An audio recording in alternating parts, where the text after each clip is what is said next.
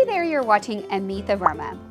The other day, one of our amazing clients, Dipti, sent me a message on social media to ask me if she could get some tips on how to select the perfect farmhouse desk. With so many of us working from home and going back to school at home, this is such a great question. She was wondering if she should select an executive desk, L-shaped desk, antique writing table, secretary, a white desk, a glass desk, a wood one, a computer table, one without a hutch, and so many more questions. Today I wanted to share 5 tips on how to select the perfect farmhouse desk for you or your loved one. Often people ask me, what style should I get? Don't ignore your home. This piece of furniture is probably going to be in your home for a very long time. Take a little bit of extra time.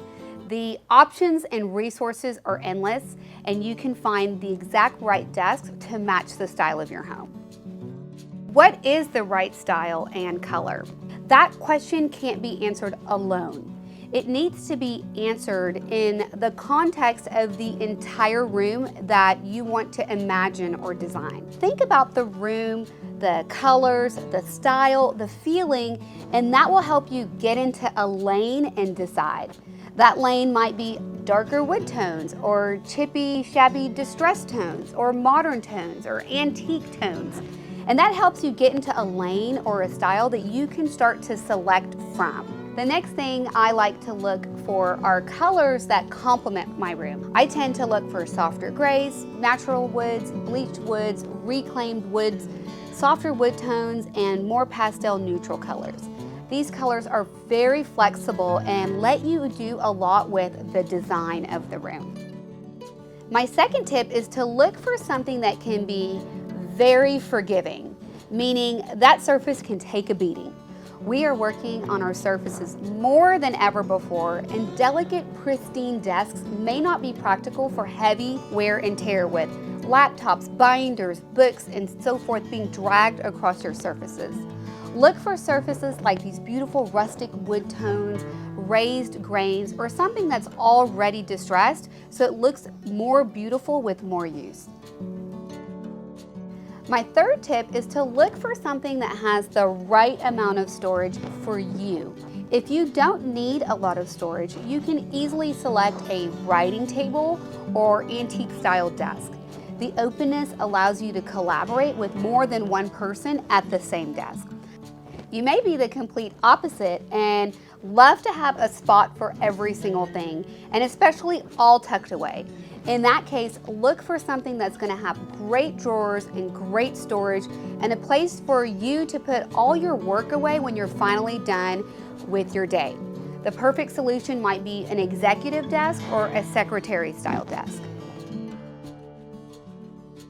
My next tip, I want you to pay attention to the dimensions of your desk. I know talking dimensions is not sexy and exciting, but nothing is worse than in a home project like spending a lot of money and buying the wrong thing, like a desk that takes up half of the room. I recommend having a minimum of 3 feet, if not 4 to 5 feet, between the edge of your desk and the next piece of furniture, which might be your dresser, your bed, or your sofa, so you can move around the space freely.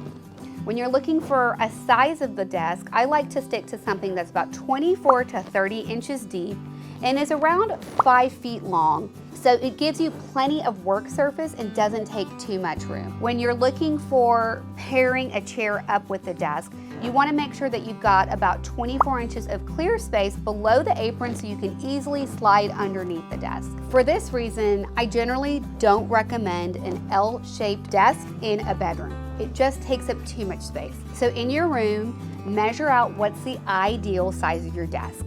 If you just can't see it with a measuring tape, grab a bed sheet and lay it down and make sure you've got that 3 to 5 feet of walking space around your desk, and then measure your bed sheet.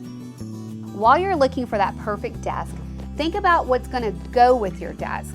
Pair it with either a beautiful chair or something that feels good for you to work in.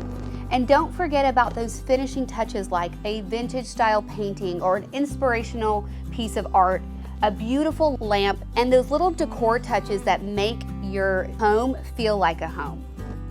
And my last tip, don't be afraid to go out of the box. There's no rule to say that there's any one specific desk that fits all people and purposes.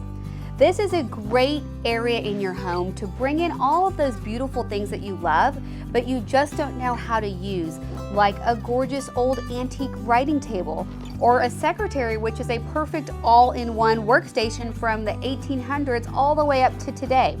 This is the exact type of desk that I use in my own home and have worked out of for the last decade.